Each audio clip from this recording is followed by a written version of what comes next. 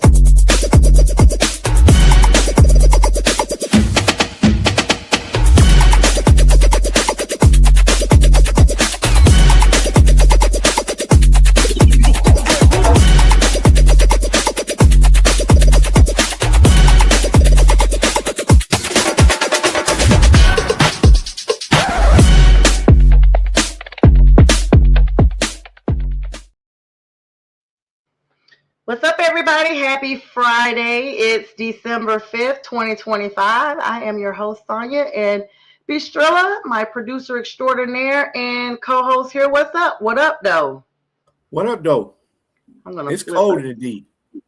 It's cold in the D, in the Duval. Did you guys get snow? We've been getting snow on and off the last 3-4 days. Didn't snow today, though. It was nice and pretty today, but it was cold. When it's sunny outside, it's fun. It's nice, but it's not. You sure you want to put that one there? Not I that don't know. That's Yeah, I was trying to help you out there. Anyway, welcome in everybody. Welcome in on this cold Friday and first Friday of the month. First of the month. Some of y'all got paid today and all that good stuff. Let me do something that I didn't. I don't even think I did it. B, I know your mom had a heavenly birthday last week, so happy heavenly birthday to her. And my grandmother / mother who raised me, her birthday was on the 2nd of this week, so happy heavenly birthday to her as well. So I wanted to take an opportunity to say that. And you all come in and share the live. That theme song seems like it's long, and then it's not long enough because I never have enough time to share all my streams, but we're going to get them done today. B, let's start off talking about last night's game. I mean, you guys hosted the Dallas Cowboys in most frigid temperatures, and despite Sam Laporta and I think it was Amara St. Brown, in the end was it Amara that ended up getting injured during the game, or he walked out or something? No. That was Brian Branch near the end of the game. He got hurt. Had Achilles. His Achilles is torn, so he's going to be out for the rest of the season. That's not good news. As long as Kirby comes back, is fine. Anyway, I'm looking at these comments. Anyway, every time. I'll talk to you about that after show. Every time I add somebody's thing to this is what happens. But anyway, no, that was bad, but Amon was playing like a champ in there. He acted like he wasn't even injured, and he played well. Then on top of that, we had Frazier come in there, Miles Frazier from LSU, the offensive guard. He came in there and filled in really well, played really well. Kudos out to James' school, LSU, there, because he's a good product. He came out there and balled out. And of course, Gibbs, he tied the record for most touchdowns under 24 with Barry Sanders, who had 47 as well. And he isn't even 24 yet. So he's got a little way to go. He won't be 24 until March of next year. So he'll break that record. So yeah, kudos to him. I saw that. I was super excited for him. So what were your thoughts on the game, as you continue to go through these stats here? I thought that Dan Campbell played within himself this game. I mean, he called within himself this game, and it's something I wanted to see. They also did exactly what they were supposed to do in the beginning of the game, is come out and start passing. You're not going to get any yards running right through the teeth of that defense for Dallas, because Quinnen Williams, that dude, he's a beast. He's one of the best run stoppers in the NFL. And you're not going to be able to get anything done with that, that middle of the line. So, having said that, I thought that what they could do is attack, Dallas between the middle and the back end. And that's what they did with Jahmyr Gibbs. They just ran him across between the hash marks. And that's where he didn't really get that many rush yards, but he got a lot of passing yards. I think he got like seven catches for 77 yards. And he was balling out. You couldn't stop him. You couldn't stop anybody coming across them. Dallas couldn't stop anybody coming across. And they pressured Dak. They got 5 sacks. You're rhyming there too. Right. Yeah, Dak was pressured a lot. That was a pretty high amount of sacks on him. I'm sure he was grabbing the Epsom salt today, the scented version. And so, it's cold and everything. I gotta be the scented version. Dr. Tillman's. I couldn't think of Dr. Till's. I couldn't think of the name of the brand, so I had to. They have some really nice winter scents. It's aroma, and he needs to mentally decompress, because last night was really rough. That game actually was closer than I thought it was going to be. I know you and I talked about this though a little bit, because you weren't really too sure on how Dan Campbell was doing his play calling, and Dallas has kind of turned the corner a little bit, or at least, even though the commentators last night when Dallas lost was like, well, we thought they were back. Okay, it's just one game, guys. They are still back. They are still playing really good football, despite the fact that the Panthers lassoed them several weeks ago. They've come a long way from their 3-7 days. Mm-hmm. Yeah, I was worried about, because Dallas was playing they were playing decent defense, but kind of like when I was looking at it, they still gave up some points in those games. So I didn't think the Lions were going to have too much trouble on the offense, depending on how Dan called that game. But Dallas had come off beating 2 of the Super Bowl contenders, and one champ and one of the runners up, in 2 weeks in a row. Yep. Now that was at home, granted. Yes. Probably if they played those games on the road, they probably wouldn't have won. But if they, playing them at home is always an advantage. And so when they go on the road, they're thinking they're going to come into the Ford Field. You got to remember, last year, the Lions put a thumping on them last year. Beat them bad. So that was another thing that I thought Dallas would be hyped about, because you got 2 of the greatest receivers. Well, you got 2 great receivers coming into this game with Pickens and CeeDee Lamb. And CeeDee Lamb was balling out at first. Nobody can stop. CeeDee Lamb is just he's CeeDee. Silence of the Lamb. Yeah, Silence of the Lambs. And yeah, he was balling out, but then he got concussed, jumping up to get a ball and in the end zone, and he came down with knocked up. Go. Yeah, he got his bell, and you can ring my bell. Ring my bell. So ring. He went out for the rest of the game on that. And and it was just Pickens. And Pickens, I don't know what happened to him in the second half. It's like he was disinterested. He wasn't trying to, I don't know what he was doing. And I know it was on Amazon Prime, and Richard Sherman went after him about that. Not to him, but on the show, is saying, Pickens needed to step his game up. And Pickens got pissed off about that whole situation because, I don't know why. Dude, you didn't do nothing in the second half. You're supposed to take the lead when CD goes down. You're supposed to be the alpha. You're supposed to be one alpha. So I don't understand why you're getting mad at somebody for pulling it out that you ain't doing anything. Everybody in the stadium could see you weren't doing nothing. You got a ball taken away from you. You couldn't catch a lot over the middle. You're just playing real bad in the second half. I don't know what was going on. But anyway, Dallas, I guess they underestimated Detroit's defense too. I think the defense got five sacks. They also got 3 turnovers. One of them was a forced, actually 5, actually. 5.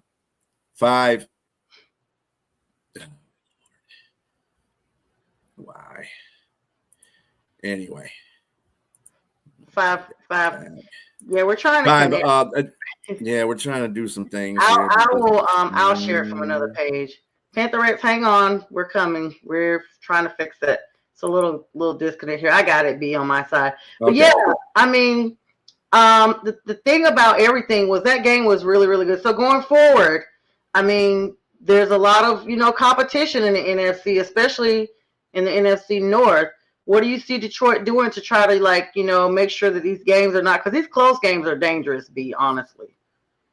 Well, I mean, they really have to go. They only got one more home game, and that's against Pittsburgh in the next 4 games. They got to go on the road to the Rams. They got to go on the road to Chicago and Minnesota. Minnesota and Pittsburgh don't bother me at all. But the Rams bother me, and so do Chicago on the road. Because remember, in the beginning of the season, Detroit paced at Chicago like 52-28. So I'm sure Ben Johnson's going to have something up his sleeve for that game. And it's in Chicago where it's cold. And people always say, "Oh, the Lions can't perform in the cold weather."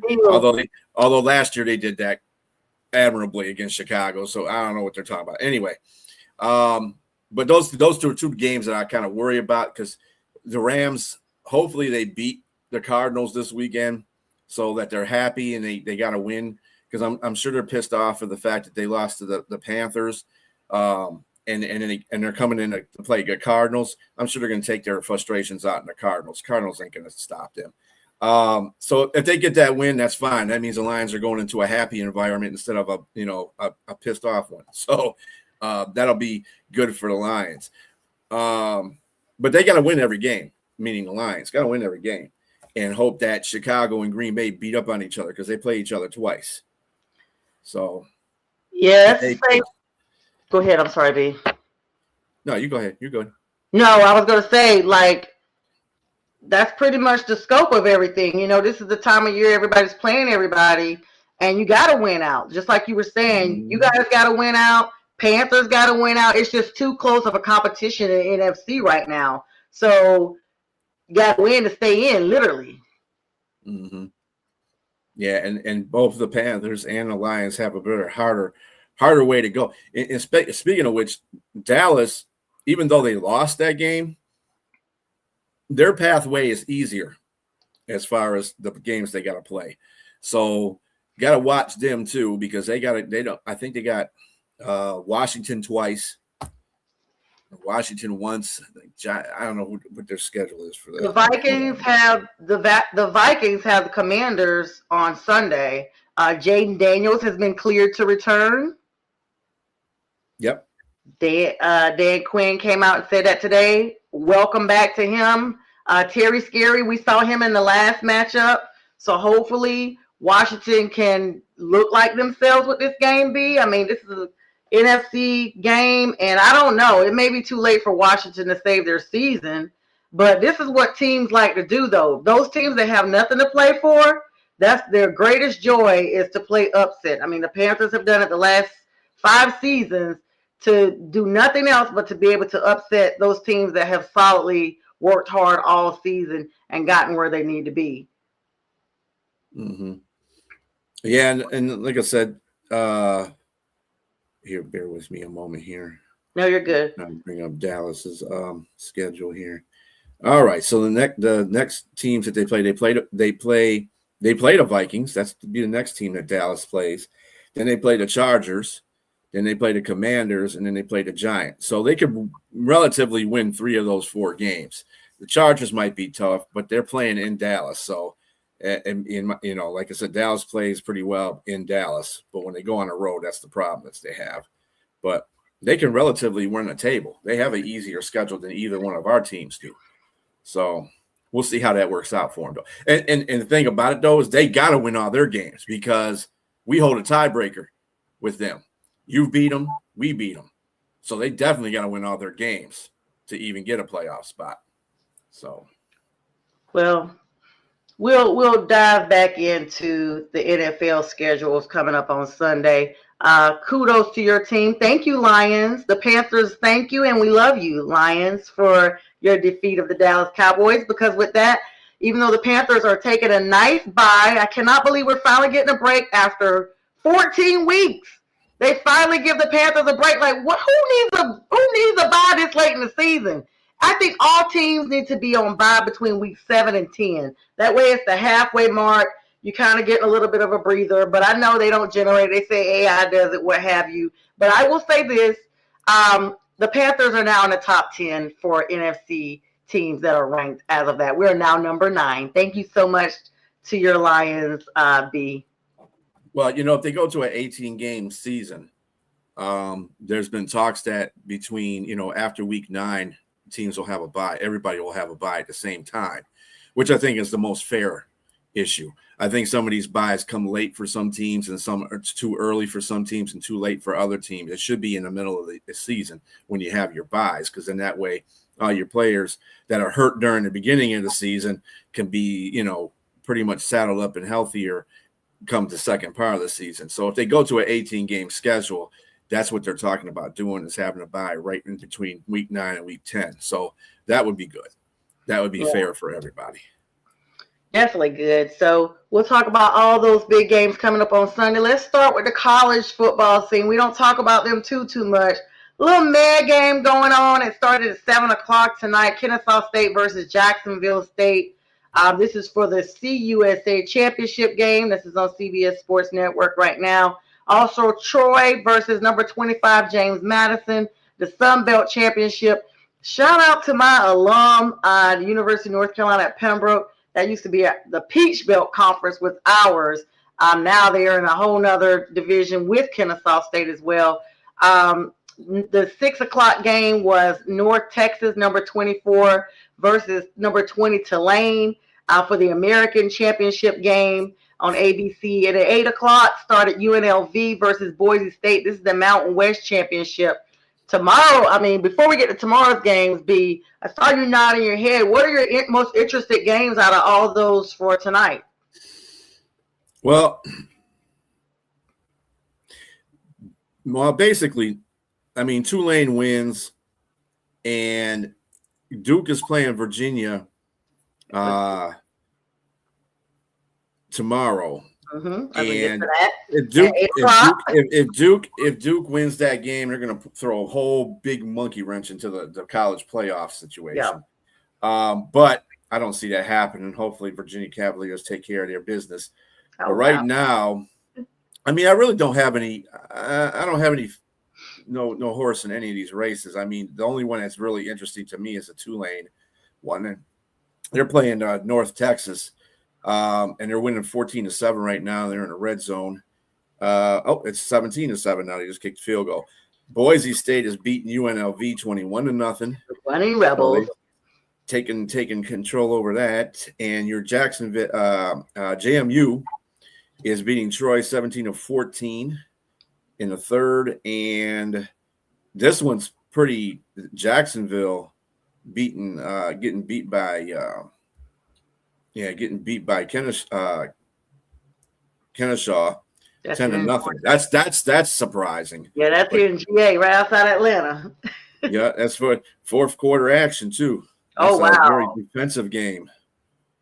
So all right. So yeah, that would be really big. And then tomorrow we have games that kick off at noon. BYU number 11 versus Texas Tech. That's a big game. The Big 12 championship, matter of fact, on ABC. What are your thoughts on that game, B? That's a really, really big game. A highly coveted title, the Big 12 championship for grabs there. Yeah, BYU wins that game again. That's another team that can throw a lot of wrenches into the college playoff scenario.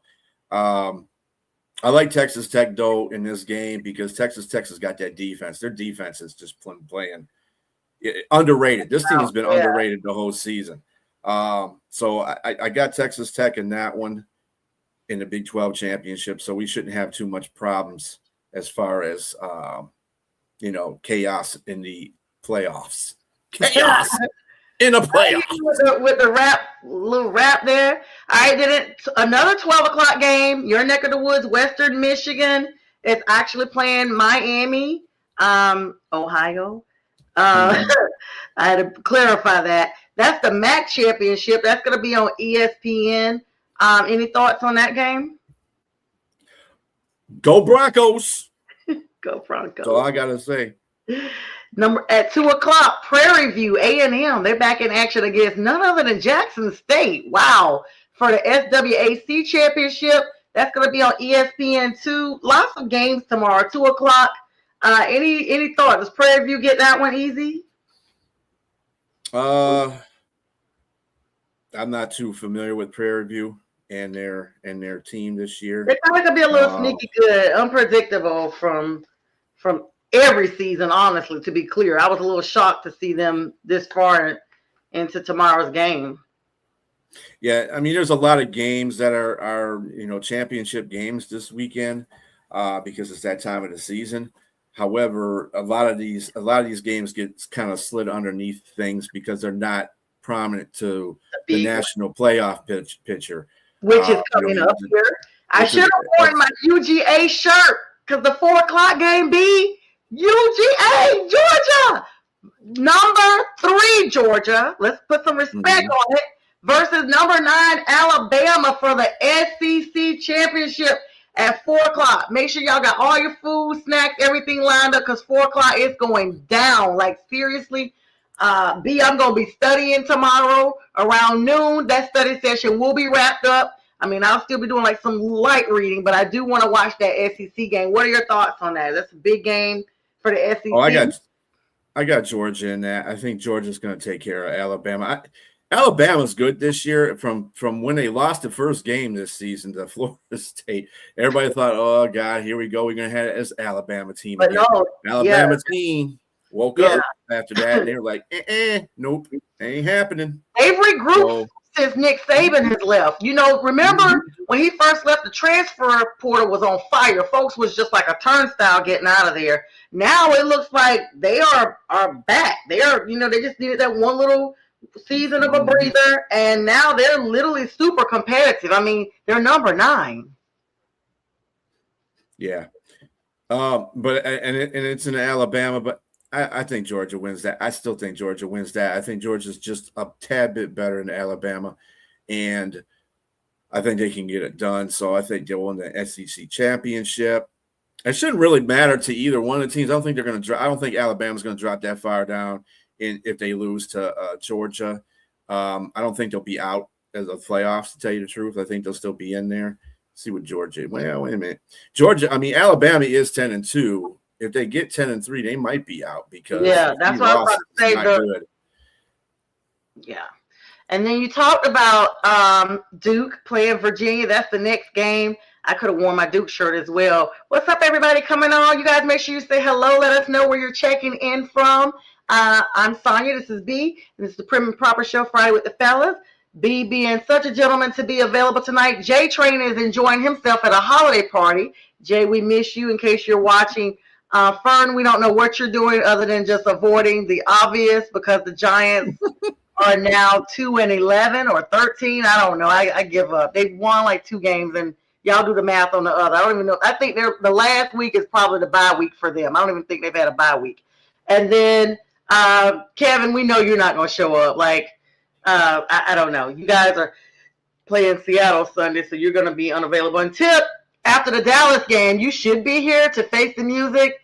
The Chihuahuas are doing nothing. We don't know where you are. I guess you're somewhere with your tequila, but he's the Cowboys fan that's on here. He should have been here to face B for real. But so the Virginia and Duke game is number 17 Duke versus number 17 Virginia versus Duke. That's for the ACC championship. Lots of Carolinas, Carolinians, I should say, North and South Carolina are going to be watching that game, and Virginia. It's the whole little southeastern region there, right next to each other, basically. Yes, yeah. I used to live in Virginia. It's right there by North Carolina, and then so maybe not South Carolina because that's more like Clemson and stuff. So this is going to be North Carolina and Virginia, and then at 8:00, number 2 Indiana.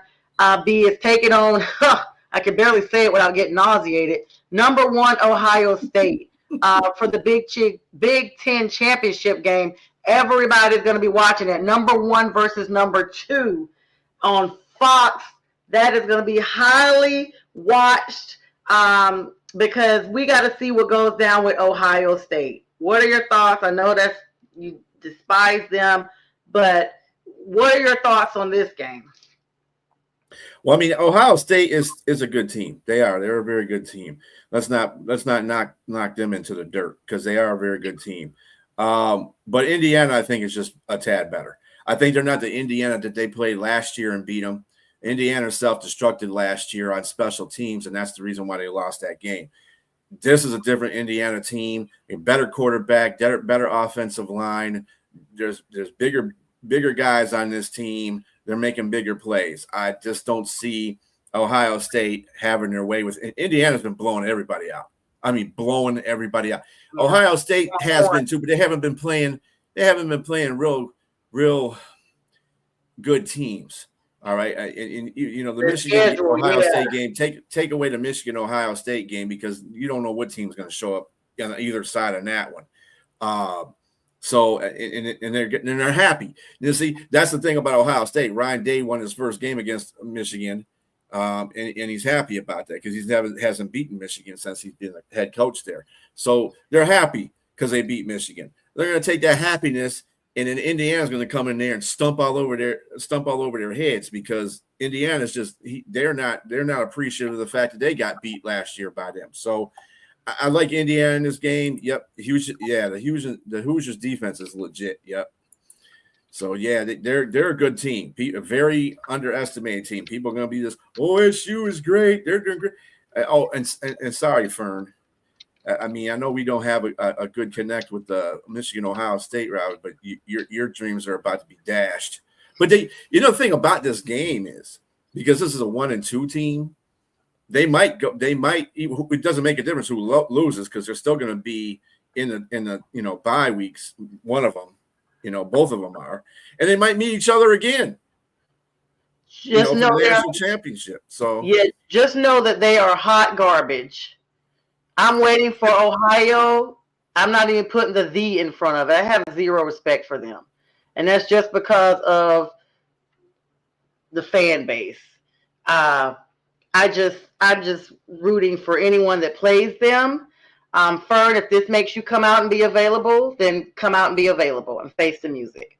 But other than that, I feel like this is one of those situations that it's time for the playoffs. You know what I'm saying? Like you cannot underestimate anybody because this is what teams want to do to make sure they can stay in and win.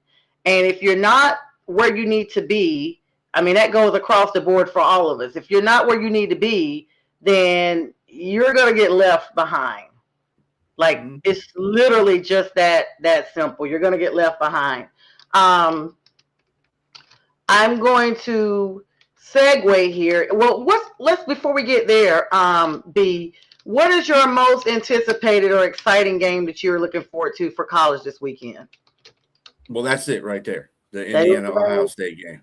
Yeah, that one's going to be and then probably Georgia Alabama right after that one. I mean, they're playing Georgia's playing first, and then the big game is at 8:00. But I'll be watching those top games because those are going to be interesting to me to see who are the Final Four in the Final Four in the playoffs because the first four teams get a bye. So yeah, I'm super excited for all of those teams to be playing. I'm not really big. Let me be honest. I'm not really big into Duke football team, but I am a Duke fan by basketball. So by default, any of their sports, I kind of try to support them and what have you.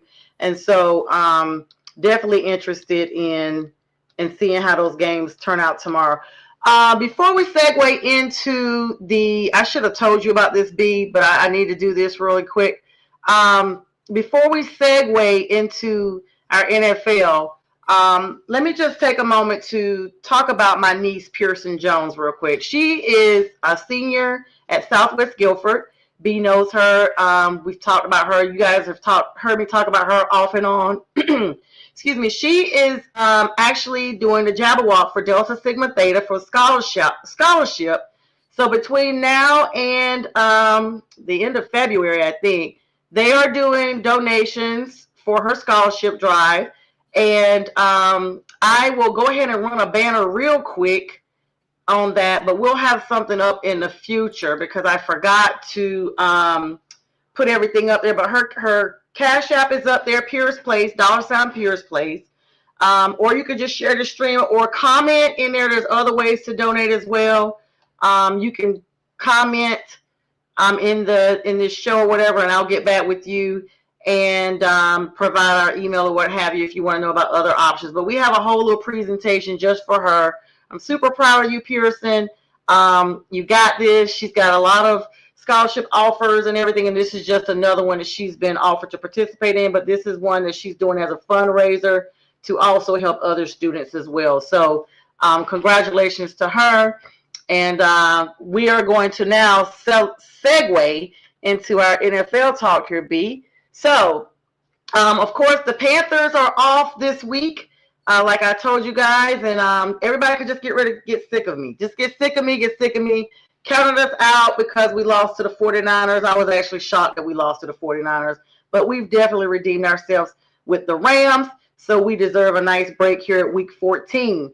This schedule is going to be tough for a lot of NFC contenders, B. You notice the NFC competition is very tight. A lot of these teams are tied or one game or a half game behind each other. And so kicking off our 1 o'clock early slate games is, and I'm going to tell you who I'm rooting for, but it has an underlying meaning. I tell everybody every season, if the Panthers are ever competitive, every team that I usually dislike, they get a 1 vote from me to win that particular week because I need you to win for alternative reasons. I know where you're going with this one. Yeah. So the first game that's coming up is Seattle Seahawks versus the Atlanta Falcons in Atlanta. Sam Darnold versus Kirk Cousins. Now, don't get it twisted. Atlanta has not looked good at all, but these two quarterbacks are veteran quarterbacks. And Sam Darnold has been up and down. But I'm rooting for Atlanta because Atlanta's no competition right now to us as tied in the first. And I need Seattle to drop a couple of games as the NFC West leaders. B, what are your thoughts on this game? Well, you're going to be waiting for that one for a while here because Seattle's going to whoop that behind. Seattle is a good defensive team. I just Cousins is going to get pile driven this game. Like everybody, I don't care if it's in Atlanta. I just Seattle is just they're playing really well right now. With the fact that that the Rams have lost to the Panthers, they're now tied for first place. I think that Seattle's like smelling blood in the water now because the Rams have lost. So they got to win every game, because I think they do have to play the Rams. Well, they don't have to play the Rams anymore, but they do have to play one more division team. Yeah, it is. It is crazy. We were just talking about that, Brent. Yeah. We literally almost forgot us. Like, bro, we don't even need it now. What bye week? Like, all right. New England, the Giants, and San Francisco all have byes this week. Yeah, so everybody got fantasy, folks. Make sure you check. I got to redo mine. I actually missed my game prediction last night for one of those because I totally forgot. But I got a bunch of folks on bye this week. A bunch of folks. So the person that's playing me in fantasy may win just because I think a lot of my teams are on byes this week. I tried not to set that up, but you know how it is when you're in a snake draft. You have to pick whatever you have. And you draft Carolina Panthers. Yeah, I know how that goes. I only drafted. I don't even have. Listen, I only have Bryce. No, I don't have Bryce. I have Xavier Leggett, who I've benched a couple of times. I don't have that many Panthers. I learned my lesson after the first season of drafting a bunch of Panthers. Yeah, you do that. That's something that I always used to follow too. The only two people like back in the day when I was doing fantasy football, the only lines I would get were people that were productive, like Calvin Johnson, Golden Tate when he was playing, people that were scoring points. And Matt Stafford. Other than that, I wouldn't put no other lines on that, not the Lions defense, not a running back, none of that stuff. Oh, you know what? They sucked. I think I moved to the Panthers defense, but they've been looking really good. I switched them out. I had the Jets defense and the Steelers. So there's that. Oh, yeah, that would be, yeah. That was all that was left, though. That was all that was left. It's a bunch of people in my group. Speaking of the Steelers, that's the next game I'm going to talk about. This is Aaron Rodgers versus Lamar Jackson in Baltimore. The Steelers now have Adam Thielen. Everybody's predicting that's going to be a great target for Aaron Rodgers here. Aaron's coming up on his 42nd birthday. I think it's this week or next week. It's sometime in this month. And he's going to be trying to basically take Lamar Jackson to school here. And with Derrick Henry and Lamar, they just don't look as solid as they have been, B. I'm just not solidly convinced on this. Yeah, the last 3 games, Lamar hasn't thrown a touchdown. He's had 3 interceptions, and he's turned the ball over a couple times on fumbles. So I don't know what's going on there. And Derrick Henry, it might be just the fact that, he's a big guy. He's been playing football for a very long time, and it's probably starting to wear on his bones, because he's a big guy. It's kind of like the adage that big dogs don't survive longer than little dogs do, because little dogs are little. Big dogs got a lot of, muscle on their body, and they have to move around so much. So it's a kind of same concept with Henry. I'm not calling him a dog, so don't go there. Anyway, Henry is a big back, and he's been doing this for at least 9-10 years now. So it's probably coming to his fold where his body is catching up with him. So with that combination in Pittsburgh, getting Adam Thielen is probably the best thing that's happened to them this season. It really has, because now the offense can move. You got Adam Thielen, he can be the number 2, and you got, DJ Metcalf, who, when DJ Metcalf decides to quit playing during the course of the game, Aaron Rodgers really had nobody to throw to unless it's that big tight end they got over there, or Freiermuth, or the other tight end that they got. It really got no other receivers to throw to. So with Adam Thielen coming in there, that makes him an automatic number 2, because there's nobody is better than Adam Thielen on that team but DJ Metcalf. So you put him in a number 2 spot, and if DJ acts a fool out there and don't want to catch stuff, Aaron Rodgers has got a reliable target, and he's a very good route runner. As you know, because you've seen him in Carolina, and he's done the same thing when he was playing with Minnesota. So there's still some gas in that tank. I think that Aaron Rodgers is going to utilize it. So I think they're going to win that game, to tell you the truth. I think Baltimore losing to Cincinnati like they did, that's telling right there. You can't lose to Cincinnati like that. Joe Burrow came back and just owned them. He was like, listen, I'm back. I am back. And he showed it. But, I mean, Thielen's getting his wish, though, B. He wanted some playing time. He wants to, retire this season. He is going to retire. That's his plans. The only thing now is I just wonder. I mean, he wanted to retire a Viking. Of course, I don't see him retiring as a Steeler. But does he go back to retire with the Vikings after they were like, well, he wanted some play time, so we just gave him permission to go play somewhere else?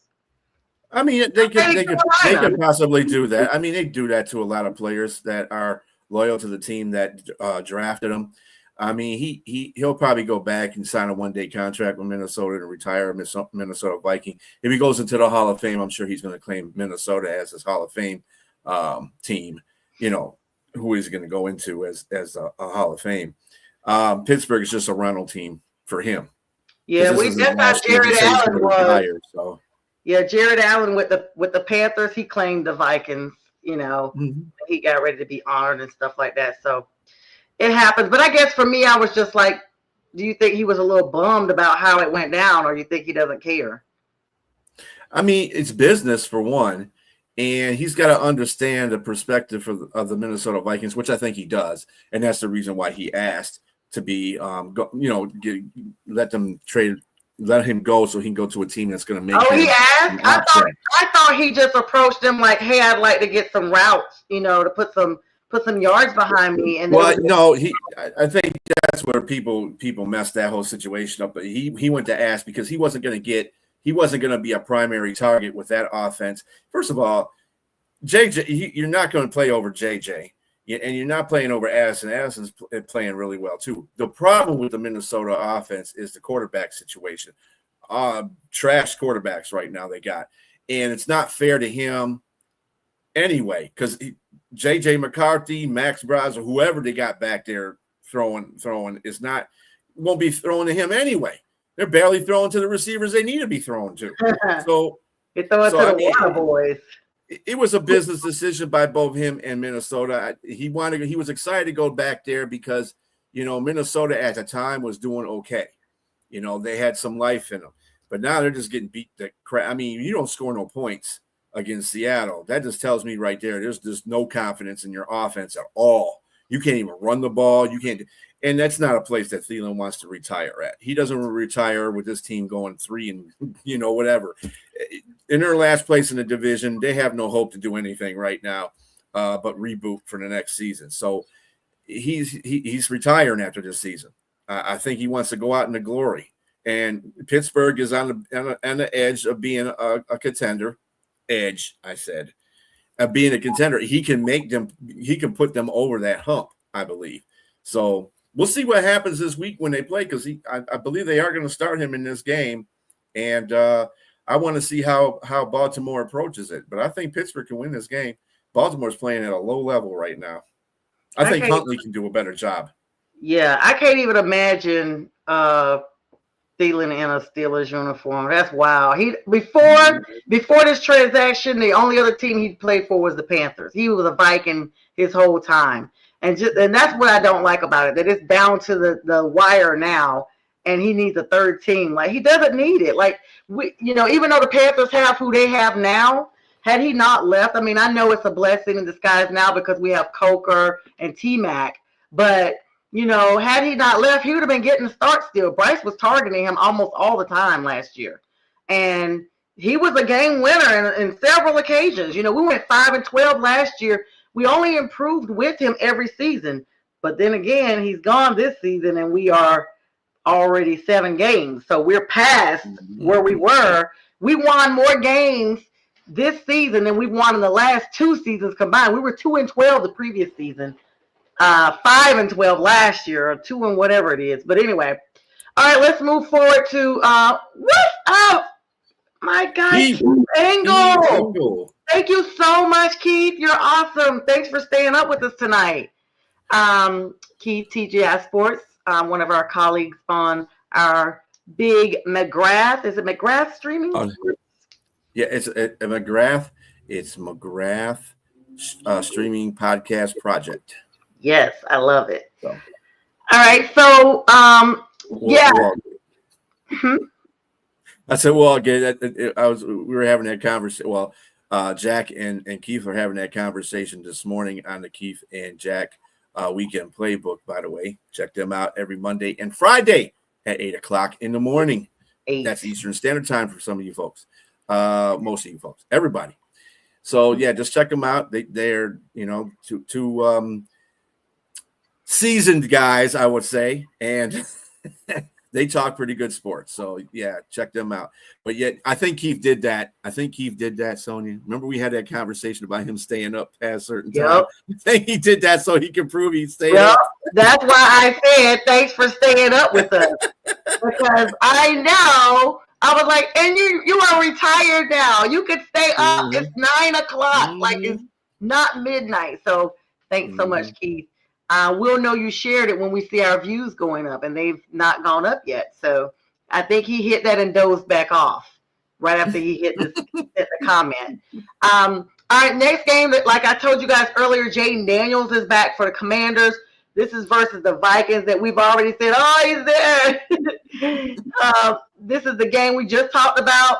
The Vikings are like just poop water right now.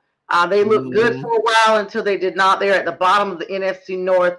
We already know the Commanders should actually have this game in the bag. Next game, Cincinnati Bengals, who surprised us. Joe Cool is back, y'all. Now, this is what I want to talk to you about versus Josh Daniels, the up and down Bills. We've seen them put up a bunch of points on teams, and then we've seen Miami wrangle them in. And then close call games that we didn't know about. And now they're going to be playing Cincinnati in Buffalo. What are your thoughts on this game, B? Well, pause to the Baltimore game, because the defense actually for Cincinnati played really well in that game. It was quite that's what really won that game, was that defense. But I don't see that happening. They're what's the thing? They're one trick pony. Trash juice. as a defense is trash juice. And I don't think that the Buffalo, they really have to start focusing on winning all their games because they have to play New England. And I think it's the last game of the season they play New England. But they have to win all their games because right now they're 2 games behind New England, and they got to win their games to even have a chance to get that first place. They can't be messing around, so they have to win all their games too. And this is where it's going to start against Cincinnati. It's going to be a high-scoring game, I think, because of the fact that Cincinnati can't stop anybody and Buffalo can't stop the run. And Chase Brown, you get him going against the defensive line against Buffalo, he should have a good game. But other than that, I think Buffalo comes out on top of it because it's in Buffalo and they have Josh Allen. So, yeah, another game for the AFC South divisional title, the Jacksonville Jaguars versus the Indianapolis Colts. Trevor Lawrence playing way better than he was at the beginning of the season, even though they did start winning a little bit. But the Colts I don't know if they're starting to tire out from all this offensive playing they've been doing or what. They struggled against Atlanta overseas and barely beat them. I mean, are the Colts, is this a competitive game, B, or do the Colts, this is in Jacksonville? Well, I'm going to tell you the interesting thing about the AFC South right now is that anybody can win this division. You see the Texans. The Texans are starting to come up here. They're starting to play some pretty good ball. In fact, they're just as awe-inspiring right now playing as the Carolina Panthers are because Texas, they've on a 4-game winning streak. And this is with a combination of 2 quarterbacks. So the defense is just outrageous right now. They're playing at the top of their level. I've never seen a defense play this good. But Indianapolis, I think they've just been a victim of circumstances. They're going overseas to play Atlanta. A lot of people don't. A lot of teams, they are forced to go over there because that's what's on the schedule, and that probably wasn't a good thing for them. Then they played Houston. Houston was already way up there, and they got the best of that Houston team, and that Houston team beat them barely, but they beat them. So now they're playing Jacksonville, and I'm sorry. A lot of people are thinking Jacksonville is really good. Their defense is better than it was last year, but I still think they're pretenders. I really do. I don't think they're going to win this division. And this is going to be the first set. They play Jacksonville twice in the next 5 games. So we'll see what happens. Yeah, divisional games. Kind of like Panthers. Panthers are playing the Bucks twice. The division will be decided with that game. Mm-hmm. I wanted to give a shout out. You talked about how well Texans, even with the backup quarterback, when C.J. Stroud was out concussed, Davis Mills came in and solidly held them down. In fact, he's just been granted an extension through 2026, contractually wise, because he actually came in as, I guess, unsigned or what have you. He wasn't even part of the original roster. And of course, they're still hanging on to their 3rd string, Graham Mertz. He was drafted this season. He's a rookie. He hasn't even seen any playing time. But Davis did a really good job. And the fact that we are talking about the Texans just showed basically how it is. And they're playing the Chiefs coming up this week. The Chefs, basically, I should say, because that's what that game is. But, yeah, all right. So who do you think? You think the Colts are going to still get this one, though? Yeah, I think the Colts are going to win this one. I think JT, he's been playing out of sorts. But I think the blueprint has been set on how to beat Indianapolis. You stop JT, and as long as you stop JT, and JT is Jonathan Taylor for y'all that don't know, JT gets stopped, then you got to put everything on Daniel Jones' back. Now, Daniel Jones is a very good game manager, but he is not somebody that's going to win a game for you. He's going to more likely lose a game for you than he's going to win a game for you. So you got, as long as you stop JT and force Daniel Jones to do that, and that's what teams have been trying to do. They've been trying to stop and putting all their guys up there, forcing the Indianapolis Colts to pass the ball instead of run the ball. And that's what's been getting them into trouble. What they need to do is just continue to run the ball, take their time, and get it going. Because JT, he's one of the best running backs in the league. So let him keep doing that. I don't think Jacksonville's got enough defense to stop that offense right now. Yeah, he definitely is. So next game is gonna be another divisional matchup: the New Orleans Saints versus Tampa Bay Buccaneers. I just want to plug in real quick. Of course, Panthers fans everywhere are rooting for the Saints. Who dat? Make sure you guys get your next gifted win, courtesy of another NFC South leader, because we shall see you guys on the following Sunday.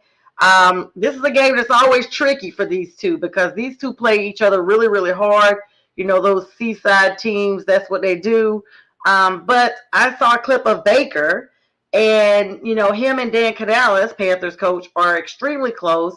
And the guy was asking, you know, hey, are you upset of, you know, how good they're doing? And he was like, oh, right now we're just worried. We're going to play the Saints. And he was like, well, we just want to know what you think because they're doing a great job. He's doing a great job in Carolina, and you guys will be playing it. Yeah, but this week we're playing the Saints. Okay, yeah, you're playing the Saints, and Mike Evans is back. You know, Bucky Irvin, Well, like a lot of people. he's on his way back. He's not on his way back. Is he going to be clear? He's being cleared though for Sunday, right?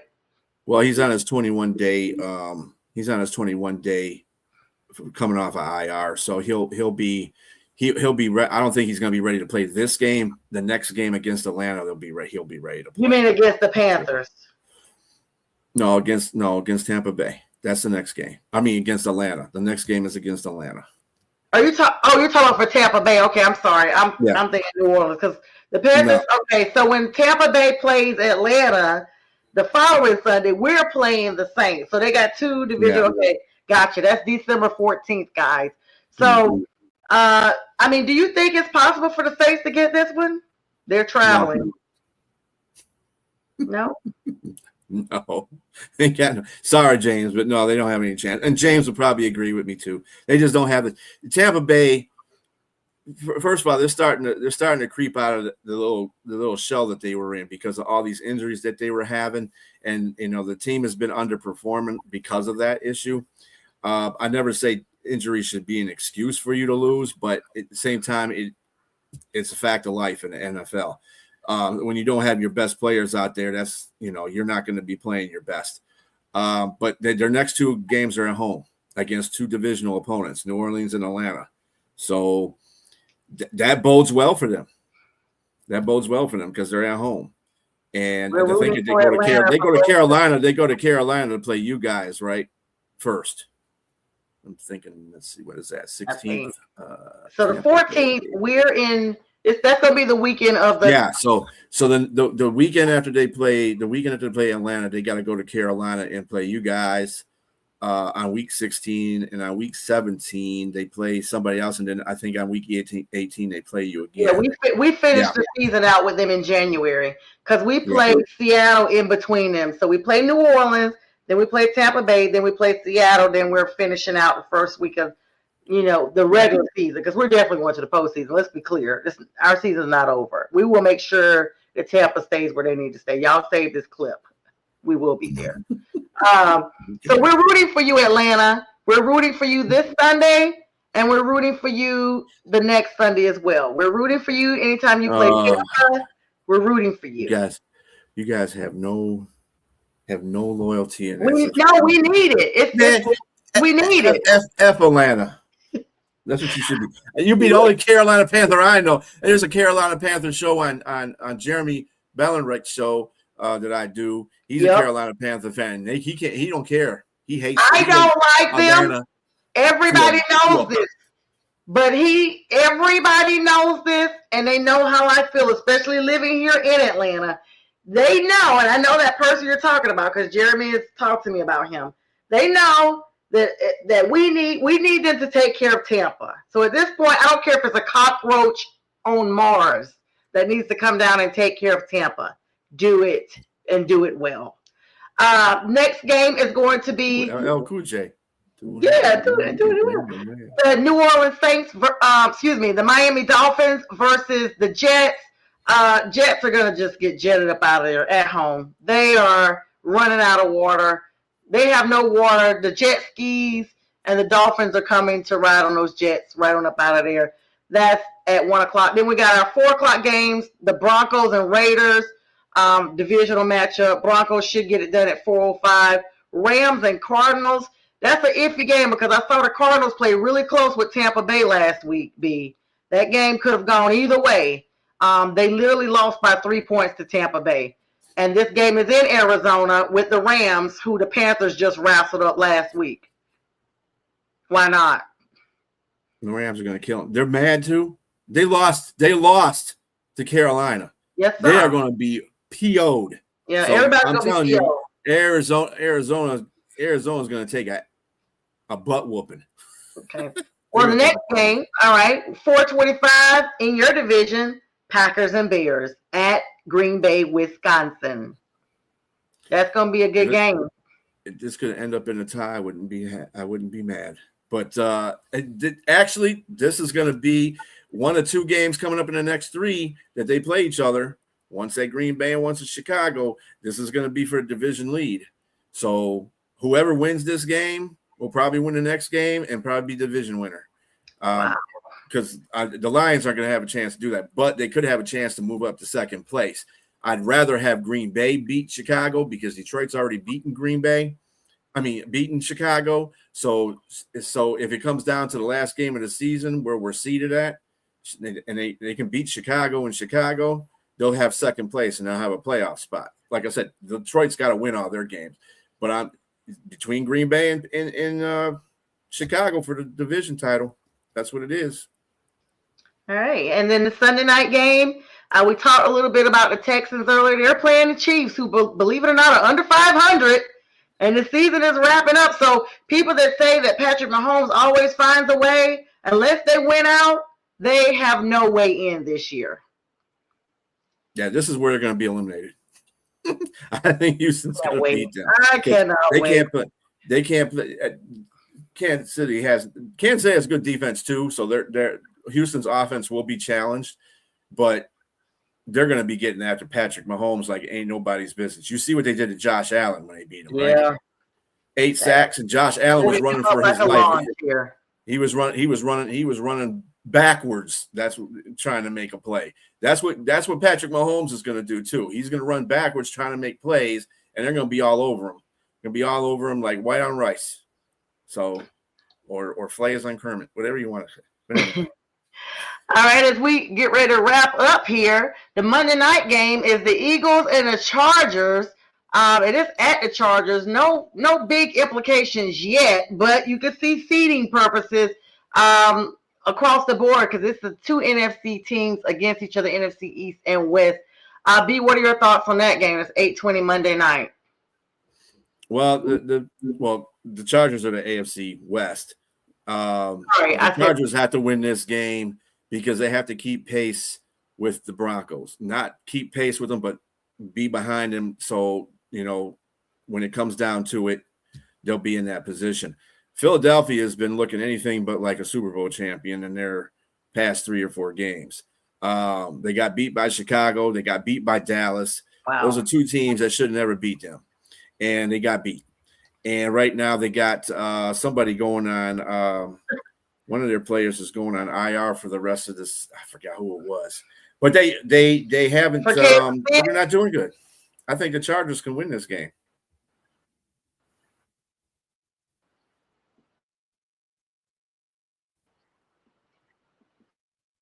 Uh-oh, did you freeze? Yeah.